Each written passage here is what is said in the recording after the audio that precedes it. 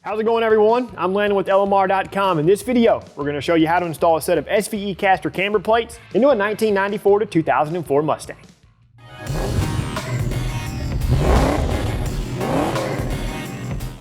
Alright, so today we're going to be installing a set of SVE's caster camber plates into keeping comp. This is our 2004 Mustang GT project car. For more information on this car and to watch the entire build series, check out the link in the video description. Also, if you would like to watch a more in-depth overview video on these caster camber plates, check out our review video in the description as well. So before we get into the installation process, it's important to note that you will need to have the car aligned immediately after installing these plates. You'll initially want to set them up the best you can and then drive the car down to your local alignment shop. You can set these up to Ford specifications, or you can have them set to your choice depending on the primary use of the car, whether it be autocross or road racing. I'm going to start with the strut already removed from the car, and if you would like to see how that is done, check out our dedicated strut removal video in the description as well. We'll first start off by discussing the main plates and the stud plates. Go ahead and place the main plates on a workbench so you can determine which side is which. The driver and passenger side main plates will be positioned on the car in a way so that the flat edge is facing the fender, the large radius is positioned toward the engine,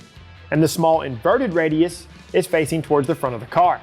Once that is determined, make sure the slots in the plate align with the slots in the strut tower. Since there are two sets of slots in the main plate, you'll need to determine which slots work best for you. The easiest way to understand this is the overall positioning of the plate. If it's closer to the engine, you'll have more negative camber. If it's closer to the fender, you'll have less negative camber. Keep in mind that you also have some adjustment by moving the stud plate side to side within the factory slots in the strut tower. Now let's talk about the stud plates. These guys are symmetrical in design and they don't have a designated side. So with all that good stuff out of the way, we're going to start with the driver's side. Pass the stud plate through the strut tower and hold it in place with your hand. Install the correct main plate over the studs in the slots that work best for your setup. Place a washer over each stud. Install the locking nuts and finger tighten. Run these down with a 17mm deep socket, but don't fully tighten. For a good starting point, pull the stud plate all the way to the fender until it stops. Hold this in place and then move the main plate toward the firewall as far as it will go, and then snug down the 3 locking nuts. Moving the plate all the way to the firewall will allow us to achieve maximum positive caster, which is what we want. We'll torque the nuts at the end of the installation.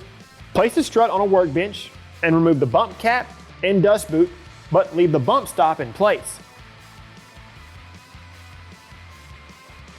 Clean the strut shaft if it's needed. To start out, I'm installing 1 thin spacer and 1 medium spacer, followed by the spherical bearing insert. Make sure the flange side on the insert is positioned down towards the strut body. We'll adjust the spacers if needed in just a moment. Install the strut through the bearing plate and hold it in place with your hand. Position the other bearing insert over the strut shaft with the flange facing up, followed by the large spacer. This spacer will take up the remaining space on the strut shaft. Reinstall the strut shaft retaining nut and temporarily tighten it. Reposition the ear of the spindle into the strut shaft and reinstall a bolt. Doing this will approximately locate the strut shaft in its final position. Now you want to take some Play-Doh and roll it into a ball that's a little smaller than a ping pong ball. Place this on top of the strut shaft and gently push it down so the Play-Doh doesn't roll off. Carefully lower the hood by hand and watch the strut shaft and hood position the whole way down. Whatever you do, don't slam the hood. Whenever it makes contact with the latch, gently push it closed.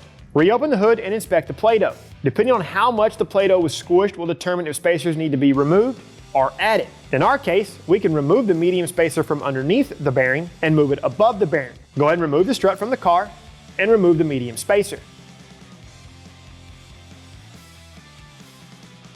Reinstall the bearing insert and then install the strut back into the car.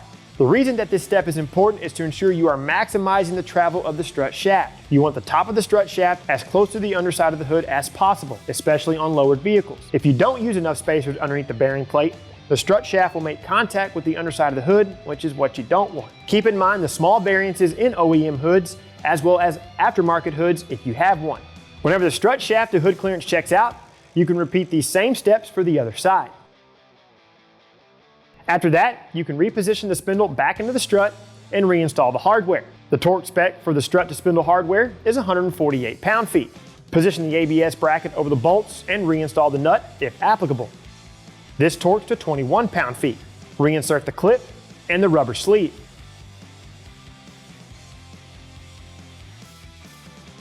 Reinstall the wheels and tighten the lug nuts.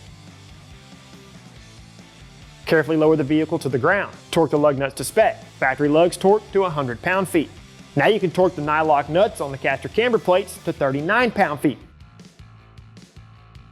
Because of the nature of the strut shaft retaining nuts, it's difficult to torque these, so do your best and ensure that they're around 74 pound-feet. At this time, you can go ahead and take the car down to your local alignment shop and have them align the car to your preference or to factory specifications.